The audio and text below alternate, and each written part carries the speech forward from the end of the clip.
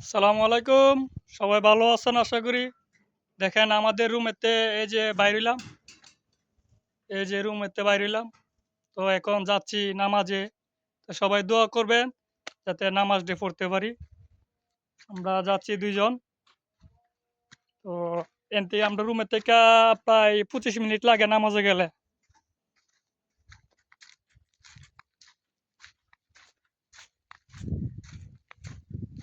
অনেক দূরে।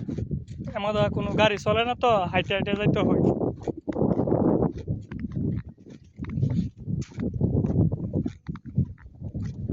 তো আশা করি সবাই ভালো আছেন। আমাদের জন্য দোয়া করবেন যাতে আমরা নামাজে যাইতে পারি, নামাজ পড়তে পারি।